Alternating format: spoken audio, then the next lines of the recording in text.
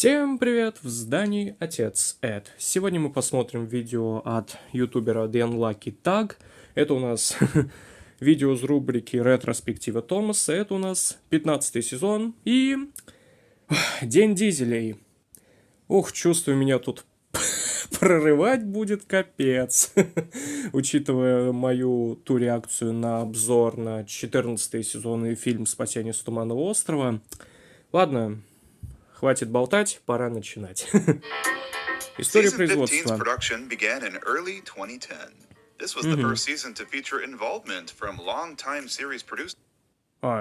Хрена себе.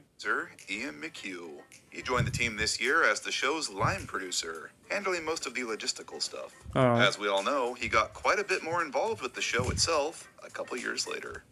Nitrogen Studios began production on this year's movie, Day of the Diesels, in March 2010. Diesel 10 was brought back as the main villain of the movie, as Да. Мы все знаем, как его занизили в этом фильме. Те, кто смотрели мое видео про скатывание злодеев, те поймут, о чем я. Эльдар еще сегодня выложил видео про Дизеля 10. Сегодня мы его вряд ли посмотрим. Постараюсь завтра реакцию сделать. Being a big diesel-focused special, there were talks early on about bringing in all the diesel engine characters into the fold for this, including Splatter and Dodge from Magic Railroad, as they were Diesel 10's known henchmen. But this never got past the talking stage. Dennis, a character that we haven't really seen since Season 9, was also considered. All three were canned in favor of bringing in 3 new background diesels, known during production simply as temp diesels. These, of course, became Norman, Paxton, and Sydney. Interestingly, they all reused the same base models of the 3 characters that were canned, BR11001 and 2 Class 08s, respectively. According to Norman's character bio, he and Dennis are canonically related, so Dennis wasn't totally forgotten, at least.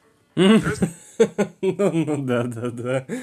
Хоть как-то Денниса упомянули. Much talk about how Day of the Diesels was originally much darker than the movie we got. Rumors speculated that this early version of the movie was tonally much darker, with different plot points that were changed over time. Well, that's not really the case. As Ian McHugh disclosed in an email to a fan, Day of the Diesels was indeed originally much darker.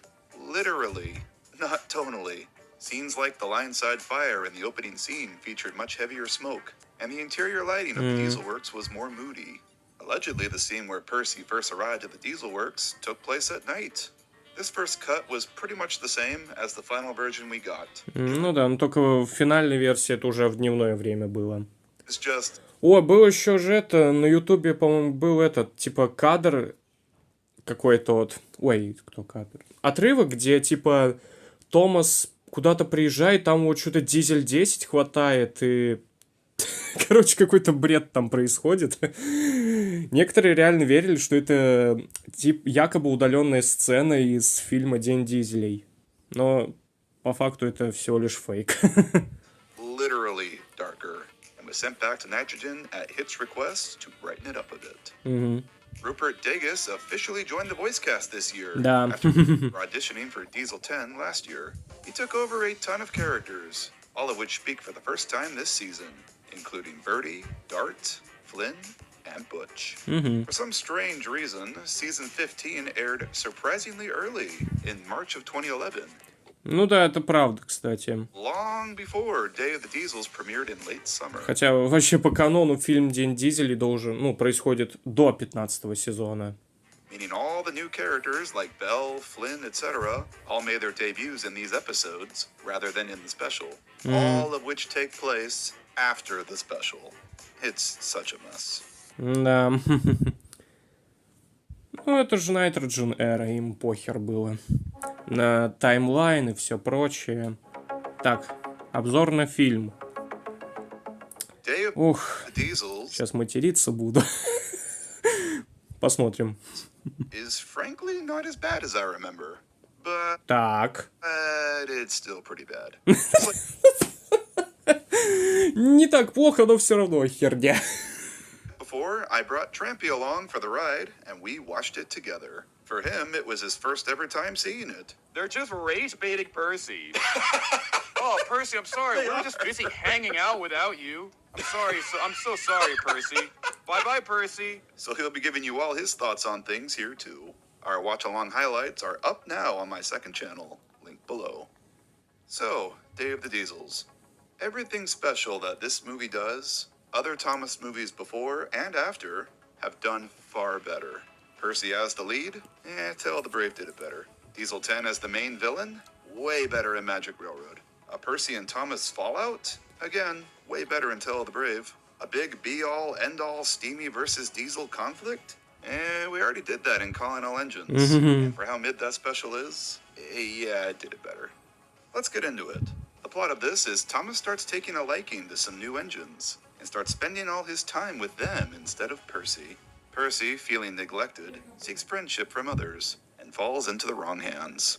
Diesel lures him to the Diesel Works, where he meets again with Diesel 10.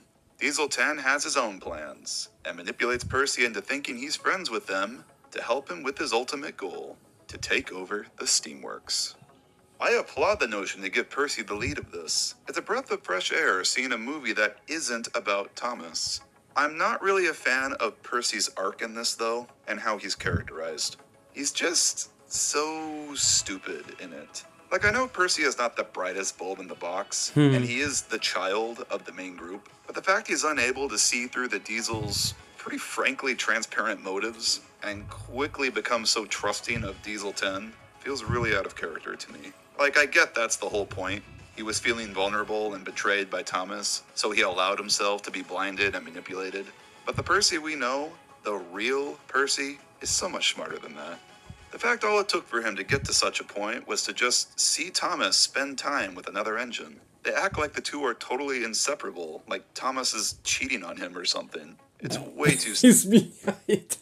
Так, забываем про эту дурацкую любовную тему. Херня, все. There's one scene in particular that I think demonstrates this the best, and it's this one. Percy arrives home to see his place in the sheds has been taken by the new guy. Like, yeah, I'd be upset too if I came home and this new guy was in my spot.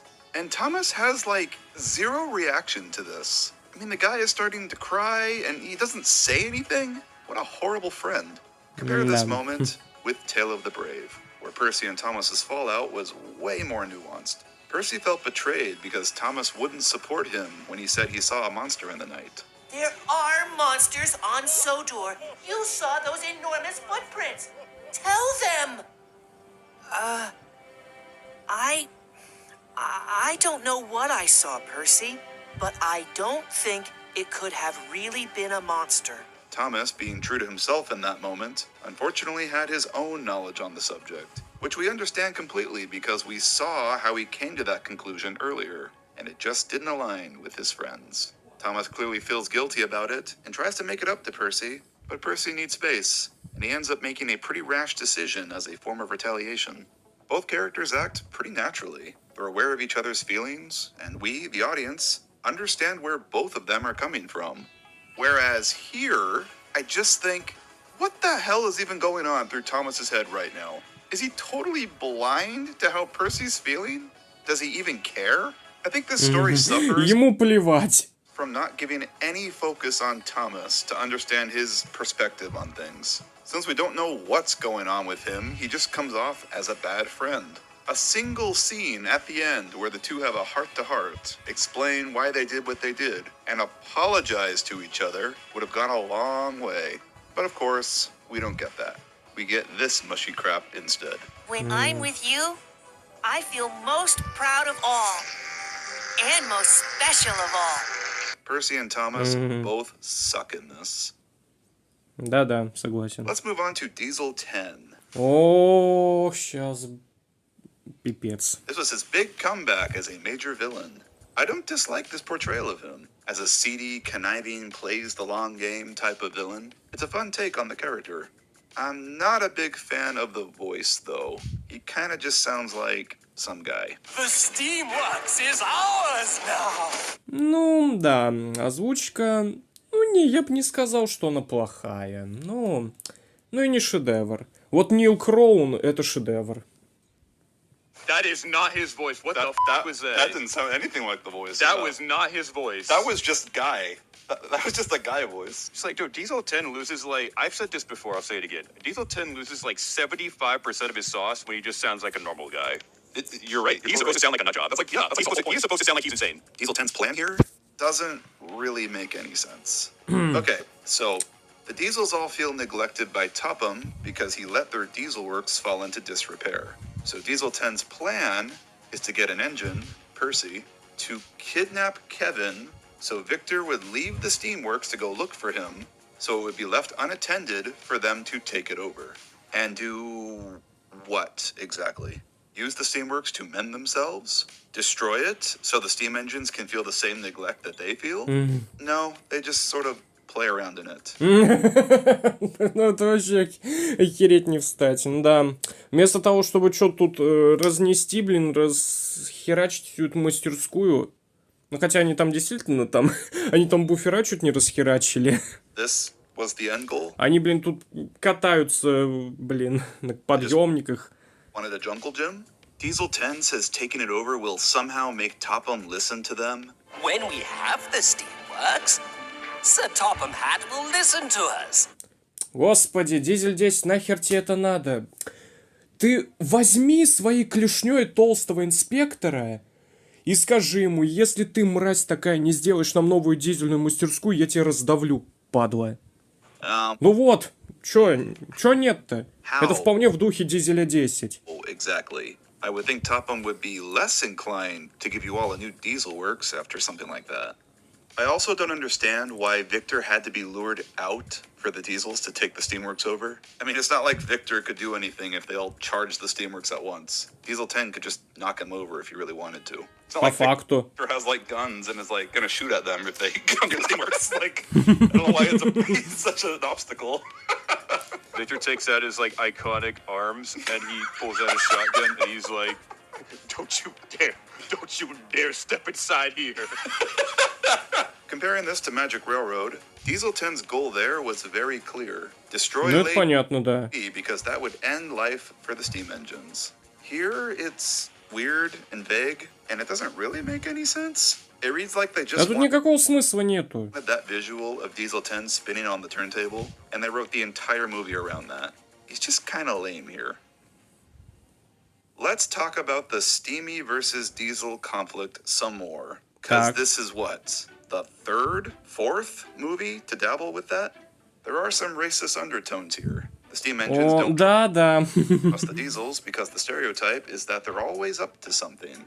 This is emphasized early on by Thomas's statements here. Sodor Steamies don't go to the diesel works, and it's full of diesels. Diesels can be devious. What's wrong with that, Tom? Расизм осуждаем. Thomas? Isn't he friends with like Mavis and Salty and all those guys? Like, Yo, what if, like, Salty was, like, beside the steamers and listened to that shit? yeah. He's like, well, damn, I guess I'll just kill myself, Thomas. It's kind of convenient that the movie just forgets that there's like, nice diesels. I want to compare this to Calling All Engines, which does something similar. The Steamies and Diesels do not trust each other in that movie either, but the movie goes out of its way to show that each are just as useful as the other, and just as bad. It doesn't put the steam engines on a pedestal or anything. In fact, the steam engines are the ones that cause the conflict in that. Thomas sets the plot in motion by messing with the Diesels, who are all just trying to do their jobs. He's the bad one. They all fall out, and the movie shows that each side both stoop to the same lows. No one is better than the other here. They all suck.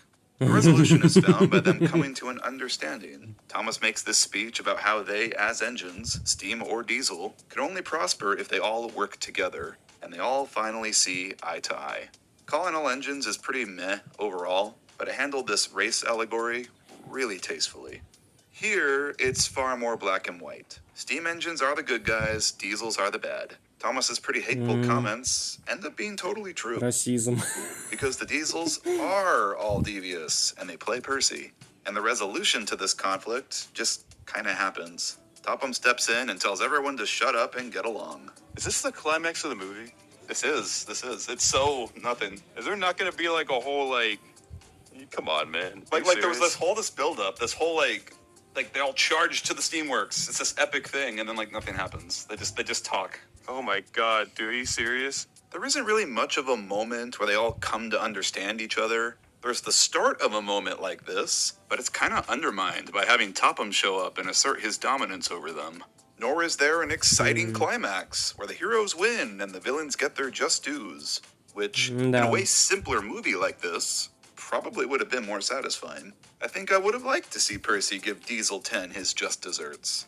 I think a better ending could have been a mix of both of them. The Diesels all turn on Diesel 10 when they realize they've taken things too far, and redeem themselves, proving that there is good in them. Diesel 10 remains ruthless to the end, and gets dealt with accordingly. Kevin mentioned early on how he's never met a hero before. I've never met a hero before. I've never been a hero before. So maybe this is his moment to prove himself as one. During the confrontation, he slips away and hits a button that starts the Steamworks crane and it lifts Diesel 10 up and strands him or something. I don't know. Just spitballing here. They all just forget everything and agree to work together because Topham showed up and put his foot down. Pretty anticlimactic. Topham says this. You, Diesel 10, are an engine on my railway. You will do as I say, when I say it. And that just left me wondering. Так. Why does Topham own Diesel 10? Why is he here? We're in a different canon than Magic Railroad here, so what is Diesel 10's deal? The monster Diesel with the hydraulic claw works in Magic Railroad because of how the universe is portrayed there, where the engines all drive themselves, there's not much human intervention, magic exists, etc. You don't really question how outlandish he is when everything else in the movie is just as fantastical. But here, in the more grounded canon, he sticks out like a sore thumb. Calling all engines, surprisingly enough, had the most realistic take on Diesel 10, like a sort of maintenance away machine. Ну, в целом, справедливости ради, да, есть такое. В фильме на всех парах он действительно работал.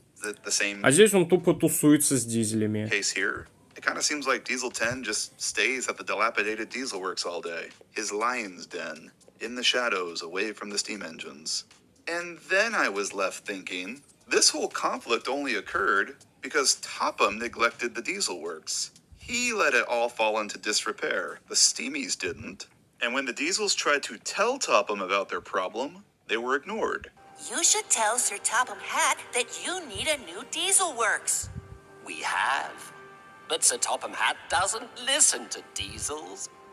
He only listens to steamies. So, this is all Topham's fault.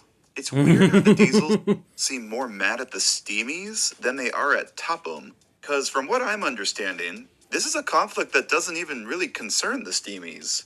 Topham just won't listen to the diesels, because he's an asshole, I guess. Combine that with the weird racist undertones, and I actually kind of sympathize more with the villains in this than I do with the... Все, короче, паровозы злодеи. Heroes. This is essentially a story about an oppressed group rising up, and the oppressor receives no consequence. Topham has this line. Of course the diesels will have a new diesel works. These things take time. And like, okay, but you still let it get to a pretty bad point. You clearly favor one group over the other in this. Don't act like you don't. You must all know that none of my engines is ever forgotten. Yeah, right, liar. Why don't you go ask Sydney how he feels about that? Sydney, how long have you been up there? It's been about 2 years. 2 years? They shouldn't have introduced this diesels feel neglected dilemma. Because I'm not sure there's a way to have it without making Topham just look like an asshole. Maybe if he showed some regret or something, I don't know. The diesel works should have just been like an abandoned depot on Sodor that Diesel 10 and his cronies hide out in because no one ever goes to it. And they coax Percy to come there or something. Diesel 10's motives to take over the steamworks should have been in aid of a much bigger, entirely selfish scheme of his that he manages to convince the other diesels to join him on. If we take it over, the steamies can't be repaired, and they won't be able to run. Then us diesels will swoop in and have our day. Who's going to stop us, old fat hat? He so easily could have just grabbed atop him right here. Я о чем и говорил в своем видео. А вы еще что-то там вот... Ну, не все, конечно, но там прям... Некоторые буквально это оправдывали. Мол, типа, Дизель 10 не может так делать, и у него проблемы будут.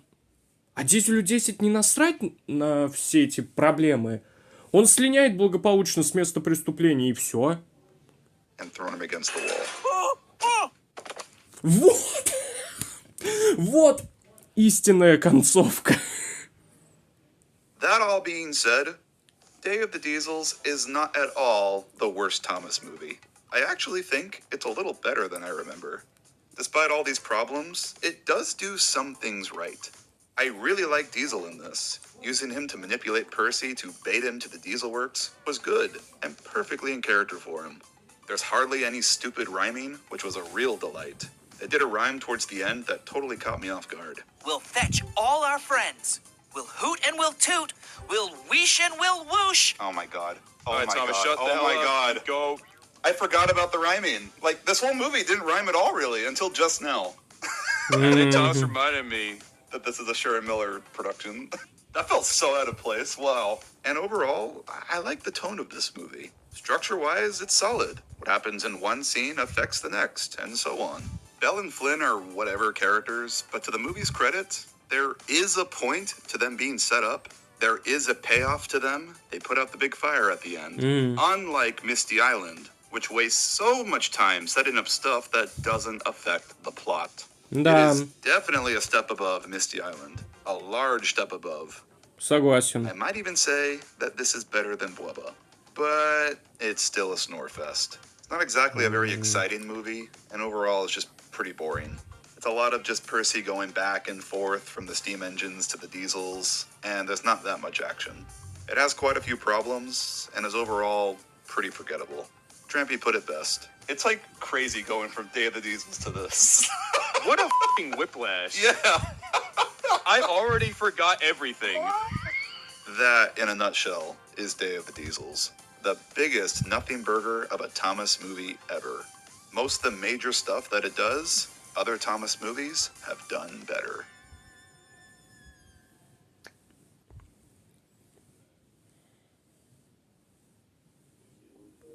О, теперь сезон будут обозревать. Удивительно, но меня на маты не прорвало. Правда удивительно. So I just did a video on Season 5's scripts, and it is such a contrast going from that to this. Season 15 is pretty hard to sit through. 15 сезон вообще, насколько я знаю, считается худшим сезоном вот во франшизе. Не считая всем паровозом вперед, разумеется. Let's start with the positives, because there's surprisingly a good number of them. Извините. There appears to be a new, more dynamic direction with the animation starting with this season, and I really like it. It's nothing too crazy, mind you, but every now and then there will be this awesome shot with the camera placed in a cool spot. Like Percy running over the camera here, the opening shot of Day of the Diesels, this shot in Kevin the Steamy.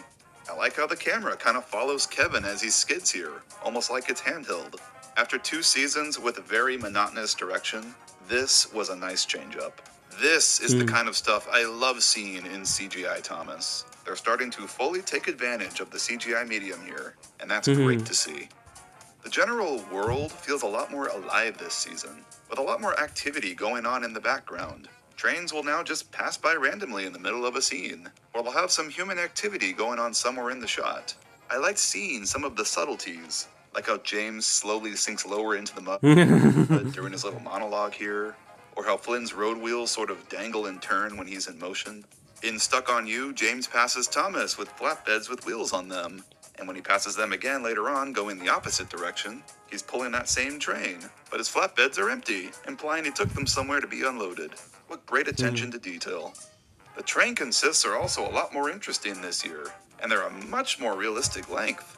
No more Gordon pulling just 2 express coaches, or Edward pulling like 2 tankers with no brake van. Now the express consistently has like 4 to 6 coaches, and the goods trains are comprised with a variety of rolling stock. Flatbeds, utility vans, tankers, bogey wagons, etc. It's visual eye candy. and it does wonders for making this feel like a real railway. I can never say that Nitrogen's animation was cheap. The team clearly cared about making these shots look good and fill each scene with substance, whether it be fun rolling stock, people doing something in the background, or just presenting an interesting camera angle. Maybe this was their way of trying to make up for how dull the stories are. The locations used are also a bit more varied this year. They're starting to take advantage of the library of assets that they've built up over the past couple seasons. This is, as far as I know, the only CGI season that uses Arlesdale Inn. And I like the continuity that it still has the birdhouse from season 10, I think. I wonder if this was one of the sets that was lost when Nitrogen handed everything over to Ark later on, because we never see this place again after this season. A big recurring plot point this season is the engines all Да, после этого мы вроде ни разу не видели Arlesdale End. taking turns being the island's rescue engine. Edward, James and Toby, and Thomas all have episodes that spotlight this. I don't know why they have to take turns being rescue engines for the rescue center when Belle literally exists. It's weird to me that they have to keep making the main characters rescue engines just to keep the rescue center relevant instead of just, you know, using the damn rescue team characters. Like, did Thomas really have to be the lead in Stuck on You? Couldn't it have been, say, Flynn meeting Butch for the first time? Doesn't it make way more sense to pair the two road characters up? Imagine if James to the Rescue was about Belle and Flynn instead of James and Toby, and it was them figuring out how to rescue someone on their first field mission together, and they keep butting heads and making the situation worse because they haven't learned how to work together yet. Anyways, enough on this topic. Let's get into negatives now. To be honest, there aren't too many. It's mostly just one big, glaring negative that ruins the entire season. First off, I just want to point out the weird overuse of stock footage this year. Most episodes start with a montage of clips from past episodes. Gordon is a grand engine. Bash, Dash and Ferdinand are new engines on the island of Sodor. On Misty Island, they bashed and they crashed, which Gordon would never do. It's a little jarring, and I wonder what the reason behind this was. Just a cost-cutting measure? Sharon Miller wrote 15 of the 20 episodes this season. 15. And it Охереть, конечно. really shows. Now, I don't mean to dump on her personally, of course, but you can really tell that one person wrote the majority of everything here. The whole season feels like it was written over a weekend. I know I sound like a broken record talking about this again, but man, the way these episodes are written is horrific. They're simply bad. There's no other way to say it. They're templated and they stick to the same basic structure each and every time. They're all predictable, if not frustrating, with how they play out. A good few of these have promising, interesting setups, only to flounder them after the first scene and the template structure kicks in. I think an episode that puts what I mean into perspective pretty well is Tree Trouble. In this episode, Thomas and the Diesels have a competition to find the biggest Christmas tree, with Dowager Hat as the judge. Already a pretty fun cast and a fun setup. This has potential. I can only think of what kind of hijinks they'll get up to. But then they just totally waste this premise. It becomes a very boring, formulaic episode where Thomas and the Diesels go to Misty Island all together to find trees. And while watching this, I'm just thinking, this is a competition. Why are they all working together? How much more fun would this episode have been if we cut back and forth between Thomas and the Diesels? Thomas is on Misty Island with the logging locos finding his tree, and the Diesels are bumbling around somewhere on Sodor finding theirs. It'd be a good way to put a spotlight on the new Diesel characters here, and give them some fun moments. Thomas finds a really tall, grand tree, and the Diesels find a pathetic-looking one. Ну, блин, Дианлаки так тоже, походу, Дизелей не любит. А сам еще говорит, что, блин, что-то жалко Дизелей. А сам-то, тьфу, нафиг. Ладно, без негатива. Я никого не осуждаю. Ну, расизм осуждаю. And the Diesels accidentally cause Thomas to lose his tree. Like it falls off onto the tracks and Gordon runs it over or something. And then maybe Diesel, in a rare act of kindness, gives up their tree to Thomas. So they all end up having just one tree that they share together. And it may be pathetic and dumpy looking, but at least it's something. I don't know. Ну, что-то лучше, чем вообще ни хрена. Oh, I'm just spitballing here. There's a bunch of directions they could have taken this story and beef up the characters a little bit. But nope, it's just boring, templated trite, and the Diesels hardly speak in it. This is our Diesels episode this year, and Den and Dart, two of our new characters this year, only have like 2 lines in it. I think Diesel himself only has like 4 lines. Yeah. I wish I had more to say about the season as a whole, but I don't really. The voice actors are all fine. Michael Brandon is fine. Michelangelo still sounds like he's over it. The music is still good. There really isn't much to comment on there. It's the same old, same old. It's not a long list this time, but here is my list of random observations. Gordon glaring at Ferdinand here when he says "that's right" is funny. That's right. Gordon, kind of speaking for the audience here. Gordon hit a bump in the track. Whoa, classic sound effect. Emily, your face is very strange. I must tell the fat controller at once. Okay, that's a good line. Hero just tells Emily that her face is strange. Like, what a rude comment out of context. Speaking of Hero, I like that they touched on Hero's home and Misty Island both having Joby trees. Joby logs. There must be Joby trees we can visit. I thought that was a weird coincidence in Misty Island Rescue, so it's neat that they did something with it, as minor as it is. In Let It Snow, Gordon leaves the logging station with the logs for Sodor at the end. Then Thomas meets up with him, and they go around Misty Island together, and then they go back to the logging station? What? Why did Gordon leave just to come back to the same place? Can someone explain this? Percy's voice changes a bit in the US dub. It sounds pretty normal in Day of the Diesels. Would you like to deliver the mail with me? And then it becomes so high-pitched in the season. Hello, Emily. Would you like to play with me? What happened here? Very strange. There are 2 episodes that both concern whistles and country shows this year. Not to mention 2 episodes that are about engines blowing their whistles and scaring animals. Cranky, crankily. What an utterly uncreative, pointless sentence.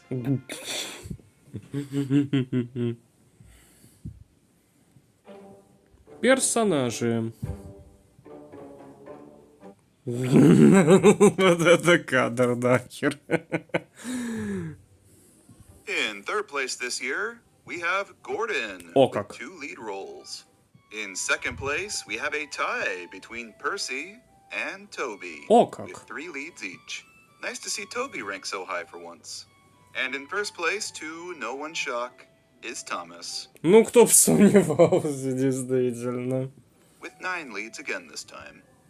There is, like, not really much to say about the main characters this year. It's the same spiel as the last couple seasons, and I would just be repeating. Ну, что про них говорить? Главные персонажи такие же дебилы.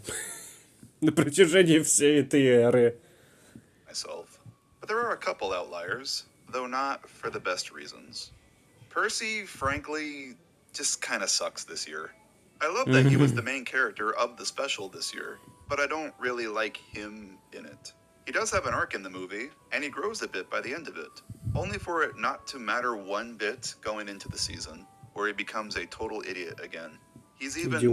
more like a child in the season, getting upset at animals not befriending him, and whatever his deal was with Thomas in the balloon episode. Big balloons make my boiler bubble, Thomas. He sucked this year. I'm sorry, I don't know what to say. I do not like this take on Percy. Give me back the brave, heroic Percy that's fed up with everyone's shit, please. Toby Это несбыточная мечта. gets used a lot this season, which is nice. And he's kind of all over the place. James to the rescue uses what I'll call classic Toby, and he's easily the highlight of that episode. Being the voice of reason, letting James get himself into trouble, to swoop in and swiftly save the day. It's probably the most Toby that Toby has felt in quite a long time. And it's nice to see the James and Toby rivalry get touched on again. A very underrated duo. At the other end of the spectrum, Big Bell uses the pathetic beta Toby that we all dread, having him be afraid of being around Belle and running away from her. And then Toby and Bash uses this weird new dismissive version of Toby. He tries to help Bash find a home on Sodor and takes no notice of how Bash is feeling. Bash wished away. Don't worry, Bash. I've another idea. Can't say that I'm a big fan of this take on Toby either. As far as new characters go, we got Belle, the fire truck train hybrid thing. Belle's character is whatever. She's pretty generic. Just a typical happy character, clearly only here to sell toys. Belle's design makes no sense either. Like, firefighting engines did indeed exist, and that is an interesting concept to bring into the show, but not like this. Does she have like fire engine lights on her front? You see that? Does she? Look at that.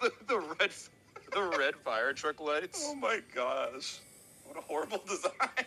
They really just like said, how can we make this train a fire truck? It's played out like the water that Belle uses to put out fires is the same water that she uses to make steam. Honestly, had they just given Belle like a water tender or a tanker or something to explain that, I wouldn't really take that much issue with her. And get rid of those stupid fire truck lights. Seriously, why does she have those? She doesn't run on the roads.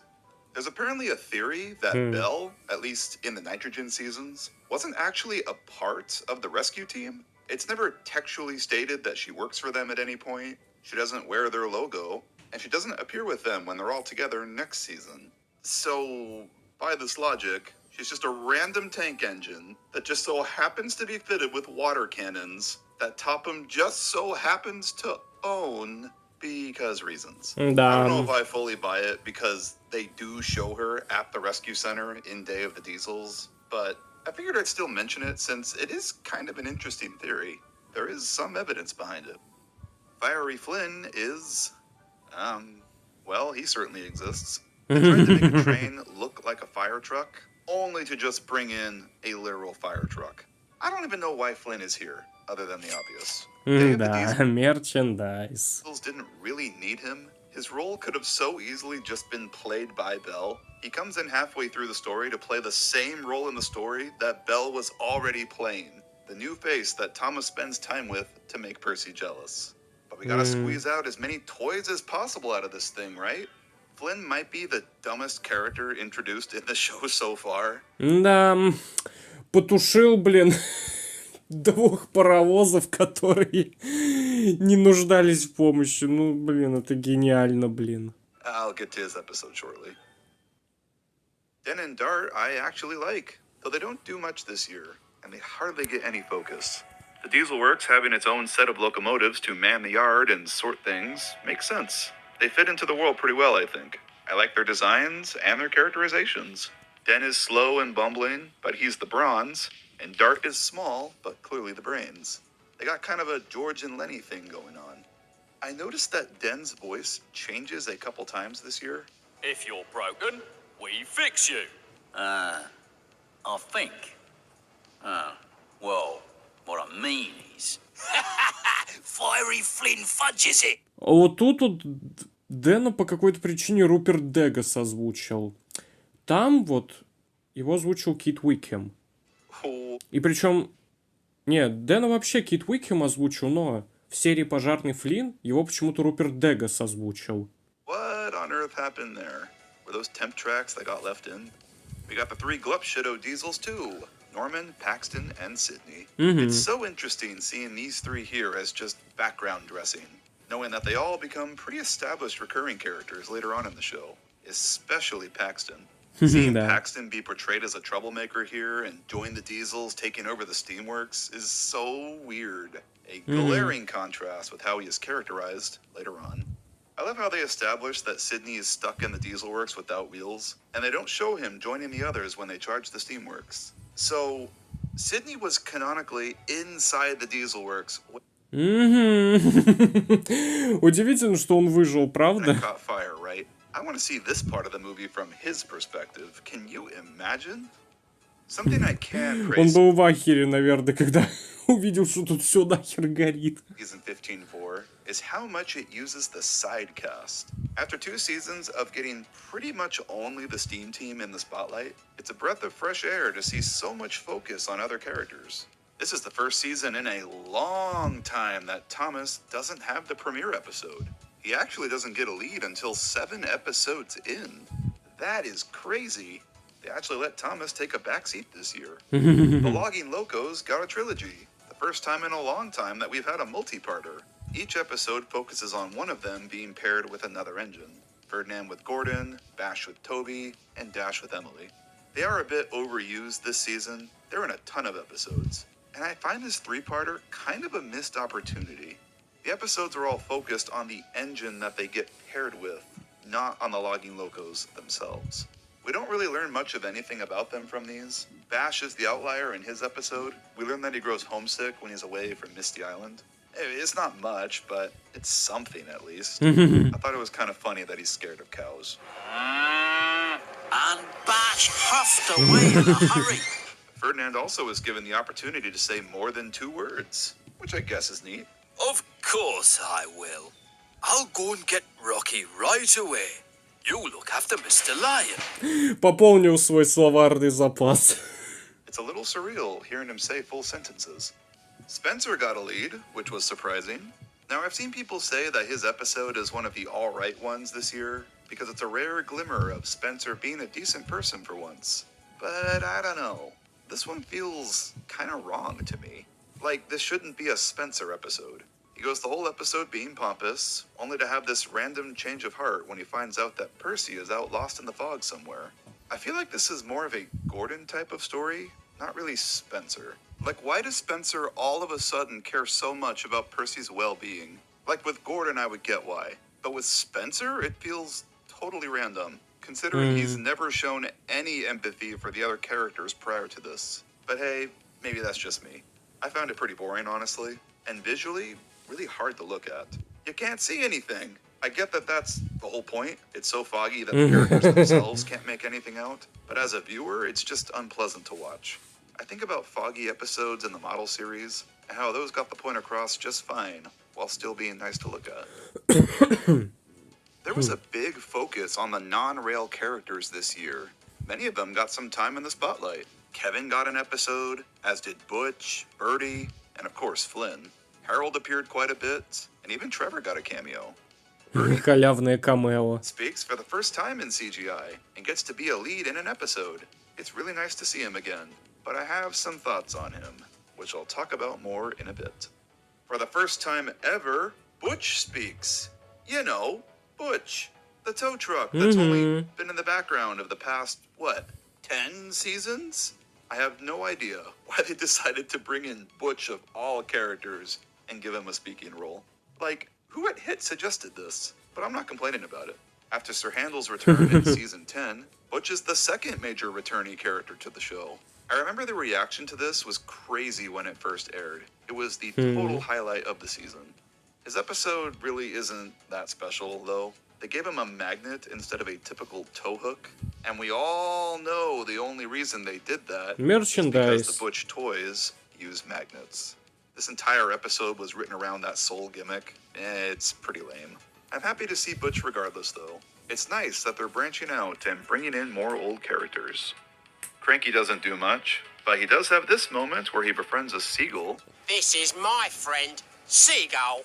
Now, I don't know if this was intentional or not, but I thought it was worth mentioning here because it's consistent with what we're told about Cranky back Крэнки лучший друг для чаек. in season.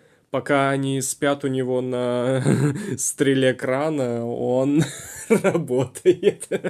6. And his only company are the gulls that settle on his arm. Now, my pick for the season's MVP may surprise you, but it's easily my favorite character this year. Ну-ка. Dowager Hat. Yes, I'm Прикольно. serious.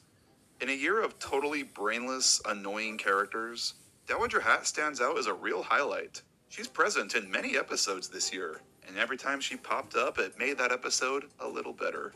Her Soul episode last year was a real watershed moment. You can tell that they had fun with her, so they just continued to use her. I love it. They started playing up the humor in Topham's relationship with her this year. He's kind of afraid of her when she gets angry. Hurry, Thomas. My mother doesn't like to wait. The way Да, мне кажется, каждый ребенок своей мамы может бояться. he says that implies so much about the relationship that we haven't seen yet. I like how she just takes command of whatever situation she's in. Like how she just kind of takes charge of Birdie's rescue. Or how she declares herself the judge of the Christmas tree contest. What shapes a competition? I shall be the judge. Keith Wickham is just having a blast voicing her. You can just tell. Ain't it funny how two random one-offs from season 5 both rose to recurring status this year? Peculiar, ain't it? Эпизоды. There are so many picks for worst episode this year. Ох. There are a total of 5 that I considered for the worst crap I've ever seen. And I think each could easily be the flag carrier for lowest point of the franchise.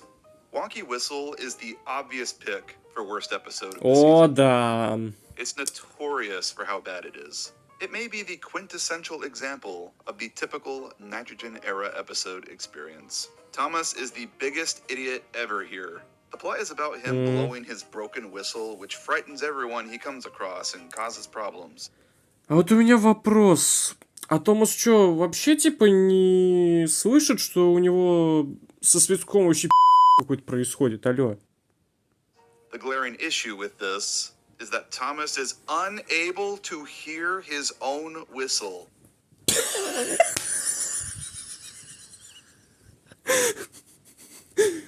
Предугадал. And don't be slow. Thomas's wonky whistle scared Farmer McCall's prize cow. Is he deaf? He can't hear how broken his whistle is?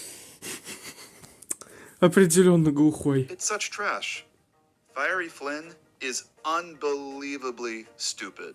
The plot of this is Flynn is trying to prove to Diesel that he's good at his job, I think. So he rushes off to save a blue engine that's on fire. He thinks it's Edward, then Gordon, and he whooshes them with water, only to find out that they're not on fire. You're not on fire? Is this guy blind? Do you see any smoke, Flynn? Дебил, блин. Goodness gracious, dude. Then he finds Thomas, who is on fire. But it's his firebox that's on fire? His firebox was on fire. Does that even make... Это... Что нахуй такое? Не, ну кто это до этого... А, Шерон Миллер, точно. sense? Like if it got out of control and like spread to his cab or something, sure. But that's not what they said here.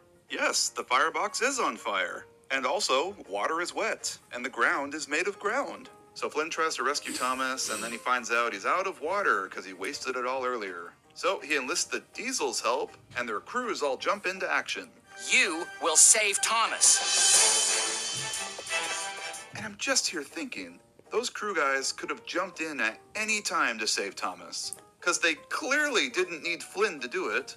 So what, they just stood there and watched Thomas burn for how long? Until Flynn got there? So Flynn takes the... Они, небось, там покуривали, блин. О, паровоз горит. Нормально.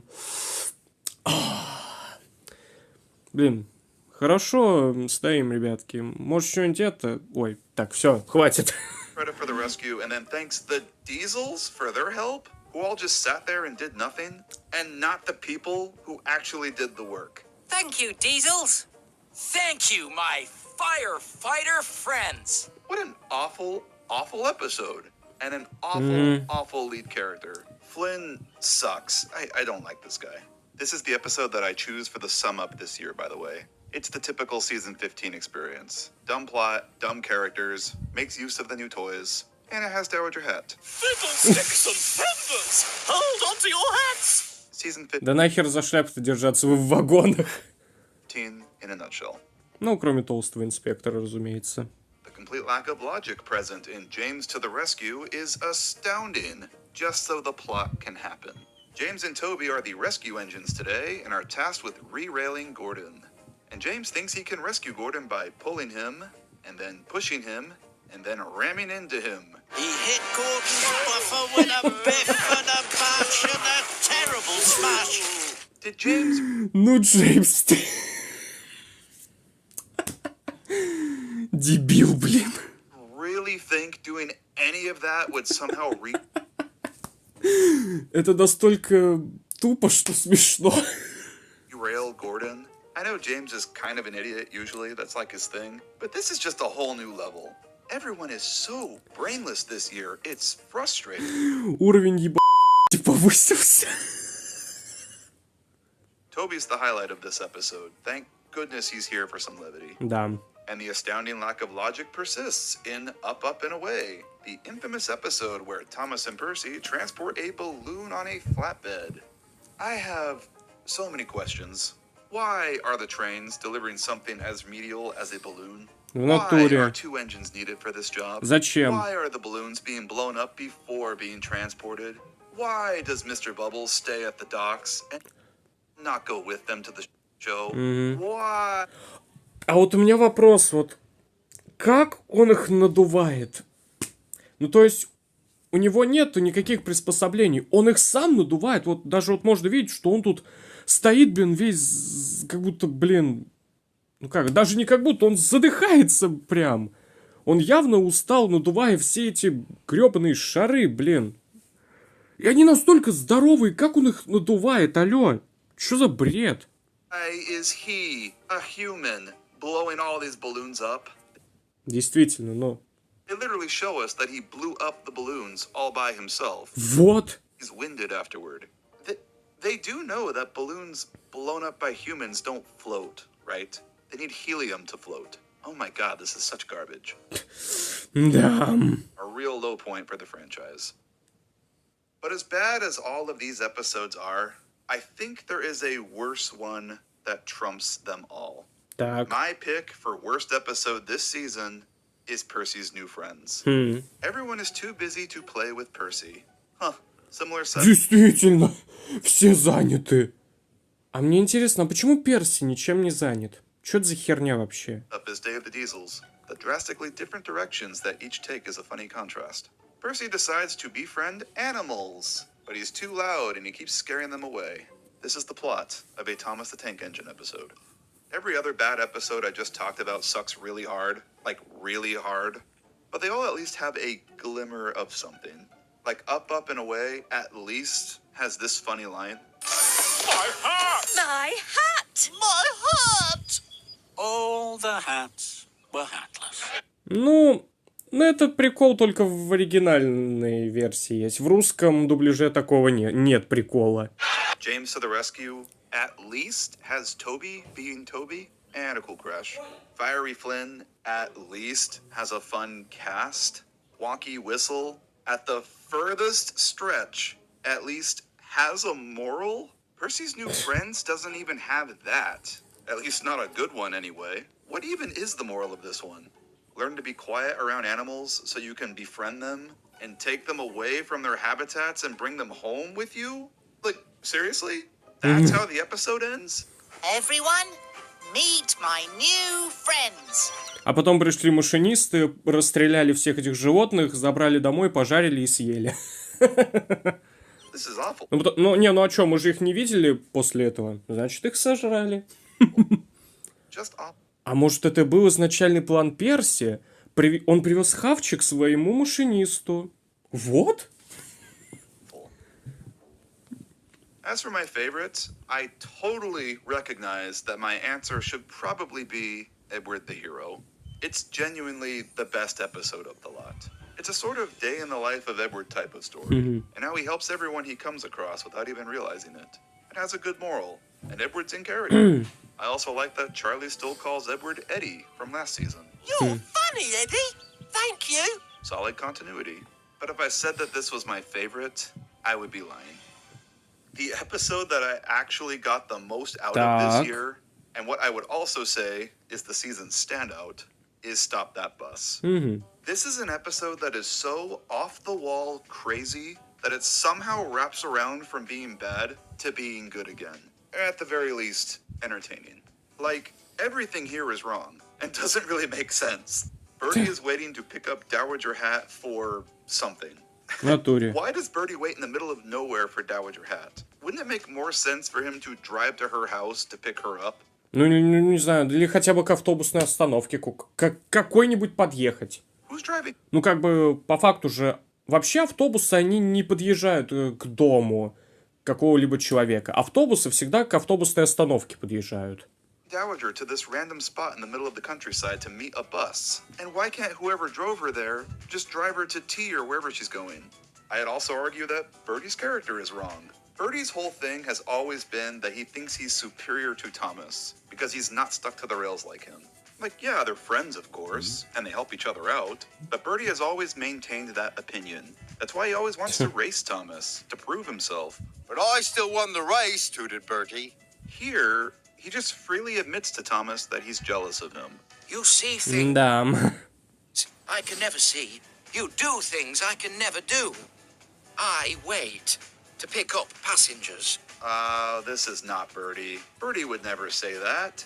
So Thomas takes В Birdie натуре. on a tour from the rails because, f it, why not? Every scene following this makes a baffling decision that just raises the eyebrows higher and higher. They wind up on Misty Island, and then Birdie falls off the flatbed onto the Shake Shake Bridge. Good lord. Topham and Birdie's driver conveniently show up right after on a pump trolley of all things. They pump that thing all the way to Misty Island? Jeez, these guys must be ripped. Topham is afraid of his mother? My mother doesn't like to wait. Okay, that's just funny. Thomas goes back to pick up Dowager, and her friends all cram into his cab and push his driver around. Each visual just gets Не, ну это реально весело выглядит. funnier and funnier. Like, at this point, I am locked in. They are fully committing to how silly this is. And then the way that they rescue Birdie. They have a herald lift him off the bridge. Sure, why the hell not? And then to finish it all off, they ride back in Birdie on Thomas's flatbed. Because, yeah, that's safe. And the pump trolley follows them. Amazing. This one is all over the place. It feels like a kid making the story up with his toys as he goes along. Thomas carries Birdie, and then they go to Misty Island, and then Birdie falls onto the bridge, and then Harold lifts him. I got you, Birdie. And then Sir Toppin Hat and his mommy all go home, and they ride in Birdie. It's balls to the walls with its humor and its no rules apply mentality. Да. I cannot say that they didn't have fun while storyboarding this one. It's so tongue-in-cheek that it manages to wrap its way around from being bad to somehow being enjoyable. And I think it's because this one wasn't predictable like everything else. The little humorous moments come out of nowhere, and they hit you like a truck and keep your attention. It's still a pretty bad episode by Thomas standards, but I did not dread this one at all like I did for most the others this season. It's a so bad, it's good type of episode. Да. The word I would use to describe season 15? Insanity. Season 15 is insanity. It's pretty horribly written, and the characters are totally brainless. But I didn't dread it as much as the previous two seasons. I don't know if this is a hot take, but I feel like season 15 has quite a bit more going on for it than season 14 did. There's certainly more to talk about with it. This year played a lot with the expanded cast. They put Percy in the spotlight of the movie. The Logging Locos got a trilogy. They gave Birdie, Kevin, Spencer, and Butch, of all characters, their own episodes. Thomas isn't as forced down our throats this year. The animation direction is a lot more interesting, and the pacing is quite a bit snappier. None of these positives, of course, excuse how badly the season is written, though. Writing is everything, and if your episode has nothing but awful dialogue that's hard to sit through, and they all stick to a predictable, templated structure, well, then your episodes just aren't very good. I don't know what to tell you. I've said it before, and I'll say it again here. Every aspect of this era, the animation, the score, the voice direction, we're all firing on all cylinders, except for the writing. And that is such a gargantuan shame. You can tell that Nitrogen was doing what they could to work with the crap material they were given. But no matter how much you polish a turd, it's still a turd. But hey, at least Dowager Hat was consistently fun, right? The rare glimmer of gold in this dumpster fire. It's hard to rank the Nitrogen seasons, because they really do all just sort of blend together. But I think season 15 has the most going on for it of the three so far. But if we are including the movies, which we are since we're covering them with the seasons, then I think season 13 still tops it because it has Hero of the Rails, which at this point in the retrospective is still the best thing to come out of CGI Thomas. But all that is about to change come the next season. О, Only good things lie ahead. да.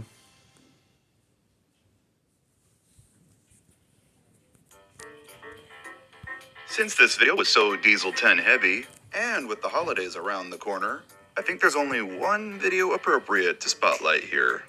How Diesel 10... О, я смотрел это. Офигенно, кстати. Ладно, на этом у нас все. Подписывайтесь на канал, ставьте лайки. Всем пока-пока.